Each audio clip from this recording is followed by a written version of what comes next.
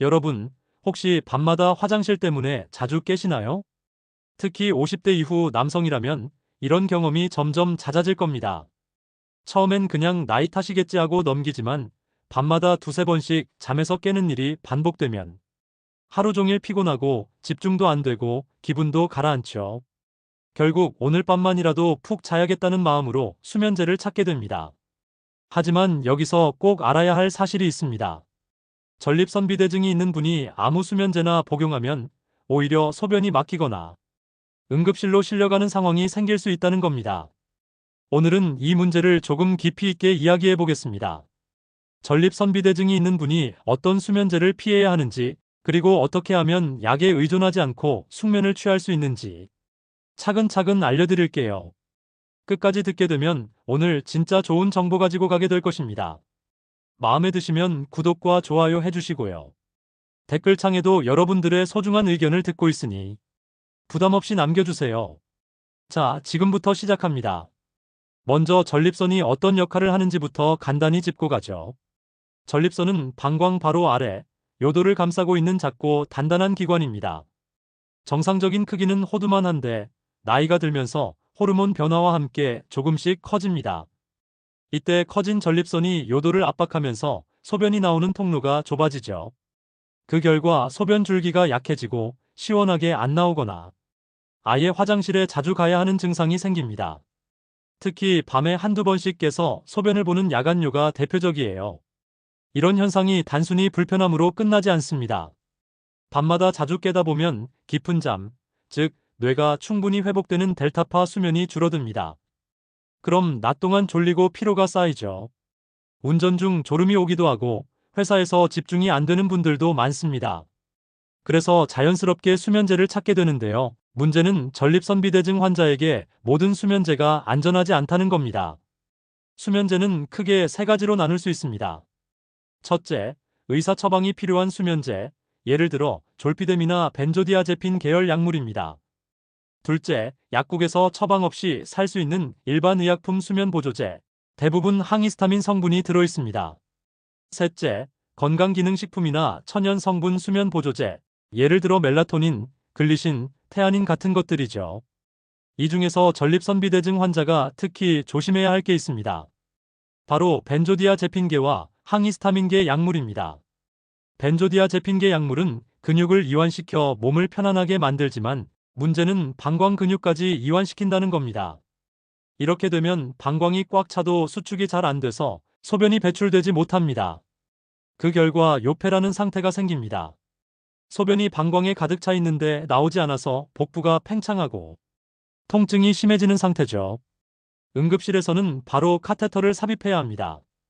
항히스타민계 약물도 마찬가지입니다. 이 성분은 감기약이나 알레르기약, 그리고 시중 수면 보조제에도 흔히 들어 있습니다. 이 약물 역시 방광근의 수축을 억제해 소변이 잘 안 나오게 만듭니다. 특히 디페니드라민이나 독실라민 같은 성분이 대표적입니다. 이런 약을 복용하면 잠은 좀 잘 자지만 다음날 아침에 화장실에 가도 소변이 시원하게 안 나오고 잔뇨감이 심해지는 경험을 하게 됩니다. 제가 예전에 진료했던 한 70대 남성분도 이런 사례가 있었습니다. 밤마다 화장실을 자주 가서 잠을 못 자던 분이 약국에서 구입한 수면 보조제를 복용했어요. 그날 밤엔 아주 푹 주무셨습니다. 그런데 아침이 되자 소변이 전혀 나오지 않는 겁니다. 복부는 점점 불러오고 통증이 심해져 결국 응급실로 오셨죠. 결국 요도에 카테터를 삽입해야 했고 며칠 동안 소변줄을 달고 지내야 했습니다. 이분도 나중에 수면제 한 알이 이렇게 무서울 줄 몰랐다고 하셨어요. 이런 부작용은 약물의 특성과 전립선의 상태가 맞지 않아서 생깁니다. 전립선이 커져서 요도가 좁아진 상태에서 근육 이완제나 항콜린성 약물을 쓰면 소변이 막히는 건 자연스러운 결과죠. 따라서 전립선비대증이 있는 분이라면 수면제라는 단어가 붙은 약이라도 꼭 성분을 확인해야 합니다. 의사나 약사에게 전립선이 커져 있습니다라고 꼭 알려주세요. 이 한마디로 응급 상황을 피할 수 있습니다. 그럼 수면이 너무 힘든데 도대체 뭘 해야 안전하게 잘 잘 수 있을까요?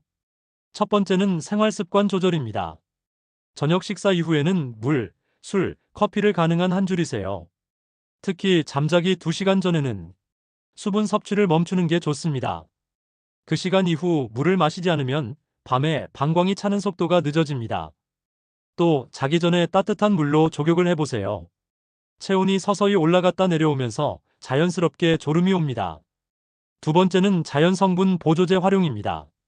멜라토닌은 우리 몸에서 원래 생성되는 호르몬으로 수면 각성 리듬을 조절해주는 역할을 합니다. 밤이 되면 멜라토닌이 늘어나면서 뇌가 이제 잘 시간이야 라고 신호를 보내죠.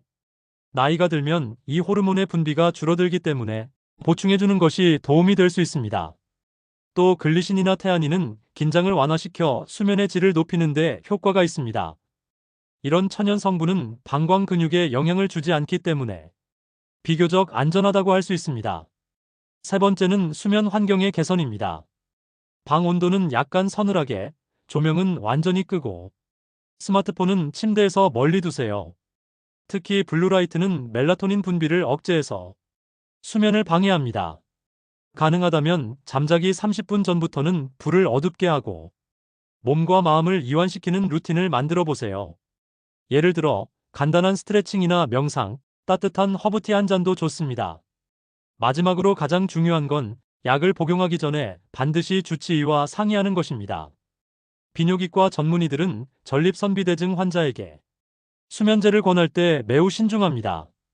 의사가 환자의 배뇨 상태, 복용 중인 약물, 전립선 크기 등을 고려해서 결정하기 때문이죠. 때로는 수면제 대신 전립선 약물의 복용 시간을 조정하거나 야간류를 줄이는 약을 추가 처방하기도 합니다. 모든 해결책이 약으로 시작되지는 않습니다. 결국 핵심은 이겁니다. 전립선비대증 환자는 잠을 자는 문제와 소변을 보는 문제가 서로 연결되어 있다는 점을 잊지 말아야 합니다.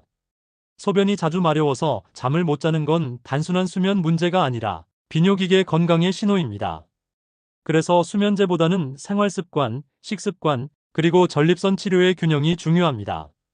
오늘 영상의 내용을 정리하자면 전립선비대증 환자가 피해야 할 수면 유도제는 벤조디아제핀 계열, 항히스타민 성분, 그리고 전립선 약물과 병용 시 주의가 필요한 약물입니다.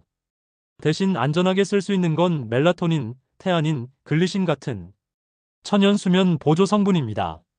그리고 그보다 더 중요한 건 생활 습관과 수면 환경을 바꾸는 것이죠.